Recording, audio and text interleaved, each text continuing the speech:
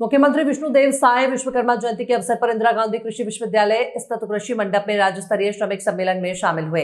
सम्मेलन में विधानसभा अध्यक्ष डॉक्टर रमन सिंह, उप मुख्यमंत्री विजय शर्मा, सांसद ब्रजमोहन अग्रवाल, विधायक खुशवंत साहब, मोतीलाल साहू, अनुज शर्मा उपस्थित रहे। सम्मेलन में मुख्यमंत्री श्री साय ने 57,000 श्रमिकों के खाते में 49.43 करोड़ रुपए की राशि डीबीटी के माध्यम से ट्रांसफर की। इस दौरान मुख्यमंत्री विष्णुदेव साय ने श्रमिक सम्मेलन में श्रमिकों के हित में 2 महत्वपूर्ण घोषणा भी की। प्रदेश भर में श्रमिकों को 5 रुपए से भरपेट भोजन मिल सके, इसके लिए अन्नपूर्णा दाल भात केंद्र खुलवाने की घोषणा की। छत्तीसगढ़ भवन और अन्य सन निर्माण कर्मकार कल्याण मंडल में पंजीकृत श्रमिकों के बच्चों की पढ़ाई के लिए अटल उत्कृष्ट शिक्षा योजना शुरू करने की घोषणा की गई। आज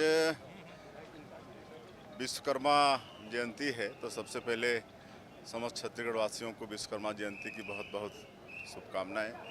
आज हमारे प्रधानमंत्री जी का भी जन्मदिन है, श्री नरेंद्र मोदी जी का, उनको भी छत्तीसगढ़ की 3 करोड़ जनता की तरफ से जन्मदिन की बहुत बहुत बधाई है।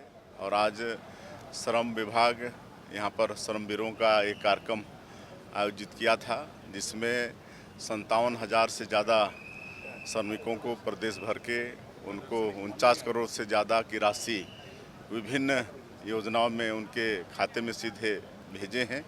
तो ऐसे 57,000 श्रमवीरों को भी बहुत बहुत बधाई और शुभकामनाएं हैं। और हमारी जब 15 साल की सरकार थी डॉक्टर रमन सिंह के नेतृत्व में, उस समय भी श्रमवीरों के लिए खूब काम हुआ। और अभी 9 महीने के अंदर भी हमारे जो श्रम मंत्री हैं, उद्योग मंत्री भी हैं, श्री लखनलाल देवांगन जी, वो भी काफ़ी रिफॉर्म लाए हैं। एक तो एक हेल्प लाइन नंबर जारी किए हैं 0771 3055050, जिसमें श्रमिक कोई भी तरह की समस्या होगी तो उसमें डायल करके अपनी समस्या पंजीकृत कराएगा तो उसका समाधान निश्चित समय पर होगा। और एक श्रमेव जयते पोर्टल भी लॉन्च किए हैं, जिसमें जो सरकार की तरफ से उनकी सुविधाओं के लिए योजना है उसकी जानकारी मिलेगा और श्रमिकों को उसका लाभ मिलेगा। और 2 नई घोषणा की हैं। एक तो श्रमिकों के लिए 5 रुपये में दाल भात योजना की शुरुआत 15 साल की सरकार में किए थे, बीच में बंद हो गया था 5 साल, फिर उसको शुरू किए हैं, लेकिन सभी ज़िलों में ये व्यवस्था नहीं थी। आज उसकी घोषणा की है। अब सभी ज़िलों में श्रमिकों के लिए 5 रुपये में भरपेट भोजन की व्यवस्था होगी। और दूसरा एक अटल उत्कृष्ट शिक्षा योजना, इसकी घोषणा की है। इसमें जितने भी पंजीकृत श्रमवीर हैं उनके बच्चों को आवासीय विद्यालय में शिक्षा देंगे, वो चाहे प्राइवेट हो चाहे कितनों भी अच्छे से अच्छे हो, उसका खर्चा पूरा सरकार उठाएगी। तो ये 2 घोषणा आज श्रमवीरों के हित में किए हैं।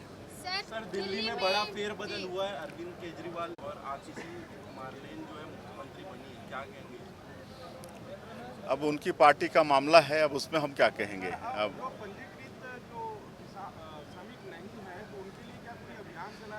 उनके लिए भी बहुत सारी योजनाएं हैं। उनके लिए भी डॉक्टर साहब पूरे श्रम को 3 विभाग में बांटा था, पंजीकृत श्रमिक, अपंजीकृत और जो